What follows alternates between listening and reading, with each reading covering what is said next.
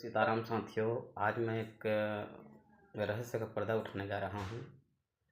मेरे साथ जो जो मेरे साथ गुजरा है उसको आज मैं आप लोगों के बीच में साझा करने जा रहा हूँ। साथियों, मेरा उम्र लगभग 18 वर्ष का उम्र में मैं उस समय मेरे को मन करता था मैं तंत्र विद्या सीखूं, बैगा बनने का मेरे में एक मन में एक लालसा था। और इसी लालसा से मैं एक मेरे मित्र के पास उनके पूजा में पाठ में उसके कार्यों में मैं सम्मिलित हुआ करता था। पर वहाँ से मुझे कोई भी चीज़ मुझे सीखने को नहीं मिला। बस मेरे मन में एक माँ शेरावाली माता रानी के प्रति मेरे मन में एक बहुत जिज्ञासा रहा। पूजा में मैं हमेशा मैं लगा रहता था। नवरात्रि के समय में मैं हमेशा माता रानी की उसकी विग्रह को रख कर मैं हमेशा पूजा पाठ करता था। एक बार मेरे साथ साथियों एक ऐसे घटना घटा जिसको मैं बताने के बाद शायद आप उस बात को यकीन नहीं करेंगे। और मैं आपको यकीन कराने के लिए मैं शपथ मेरे प्रभु श्री राम जी की, मेरे हनुमान जी की, माँ माता रानी की शपथ मैं जो कह रहा हूँ मैं झूठ नहीं कर रहा हूँ। मैं एक नवरात्रि का समय था और मुझे काफ़ी दिन की बात है, तो मुझे ये भी याद नहीं कि नवरात्रि शरद नवरात्रि थे कि चैत्र नवरात्रि थे। उस समय मैं छोटा सा चेरू में कलश बनाकर और कलश के ऊपर में चावल के ऊपर में एक दीपावली वाला दिया को रख के मैं वहीं पे कलश लगाकर मैं सो गया। अब साथियों, आपको पता है कि कलश का दिया कितना बड़ा होना चाहिए।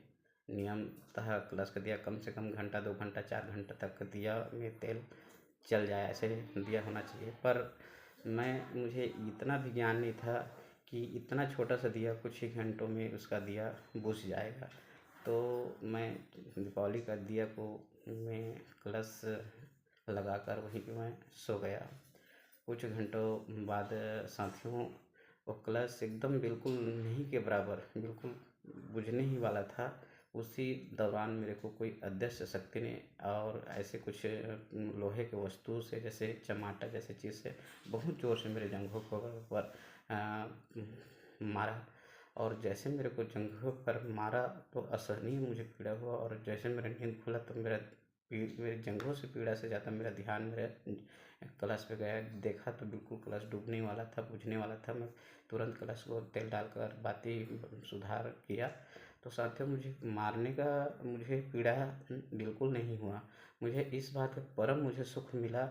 मुझे एहसास हुआ कि मुझे कुछ भी अज्ञान पूजा का कोई विधि विधान नहीं है। फिर भी भगवान ने मेरे पूजा वहाँ तक भगवान तक पहुँचा। तभी तो भगवान ने मुझे इस चीज़ के लिए मुझे सावधान किया, मार्ग सावधान किया कि तू माता रानी के लिए तू कलश लगाकर जोत लगाकर तू सो रहा है। तो साथियों, ये एकदम सुलाना सच है। भगवान लोग कहते हैं, बड़े बड़े पंडित ज्ञानी लोग कहते हैं कि पूजा का विधि विधान बताते हैं, लेकिन मेरा मानना है पूजा का कोई विधि नहीं होता है। साथियों, आप निस्वार्थ भाव से श्रद्धा से भगवान को याद करते हैं। भगवान जो बड़े बड़े तपस्वी जो पूजा पाठ करते हैं विधि विधान से, उससे भी आप पहले प्राप्त कर सकते हैं। लोग कहते हैं तिलक लगा कर पूजा करो, भगव वस्त्र पहन कर पूजा करो, सुबह माला जाप करो, ऐसा कुछ नहीं है साथियों। आप भगवान को बिना तप करे भी भगवान को आप प्राप्त कर सकते हो, बशर्ते आपका मन एकदम पवित्र और निस्वार्थ होना चाहिए। आपके मन में भगवान के प्रति अगाध प्रेम होना चाहिए। तो साथियों, एक उदाहरण होता तो महाभारत काल की ये बात है, जब द्रौपदी को दुशासन ने उसके बाल को पकड़ कर खींचते खींचते सभागार में लाया और उसके चीरहरण करने लगा। उस बीच माँ द्रौपदी ने अपने पतियों को पुकारा और कहने लगी मेरी लाज बचाओ, मेरी लाज बचाओ। पर उसकी कोई पति 5 पति में कोई पति सामने आके उसको लाज नहीं बचाया। फिर बड़े बड़े योद्धा से उसने पुकार किया, लेकिन ना द्रोणाचार्य ना भीष्म पितामह और बड़े बड़े कृपाचार्य थे, न किसी ने आकर सामने आकर उसको लाज नहीं बचाया। माँ द्रौपदी को लगने लगा अब मेरी लाज नहीं बचने वाली है। और जो अंतिम में जो पल्लू जो बचा था उसके हाथ में, उस पल्लू को हाथ से छोड़कर माँ द्रौपदी ने निस्वार्थ भाव से भगवान श्री कृष्ण को पुकारा और भगवान श्री कृष्ण ने क्षण बिना विलम्ब किए भगवान श्री कृष्ण ने माँ द्रौपदी की चिरहरण में आकर उसको सहायता किया। तो साथियों, लोग कहते हैं भगवान के घर देर है अंधेर नहीं है। मेरा मानना है भगवान के घर न देर है न अंधेर है। यदि हम निस्वार्थ भाव से, करुणा से हम भगवान को याद करते हैं तो भगवान को आने में बिल्कुल एक क्षण भी नहीं लगता है। तो साथियों, मेरा आज के वीडियो का तात्पर्य यही है, भगवान को प्राप्त करने का कोई नियम नहीं है। भगवान को प्राप्त करने का कोई भी नियम नहीं है। आप भगवान को निस्वार्थ भाव, आप भगवान को स्मरण करें।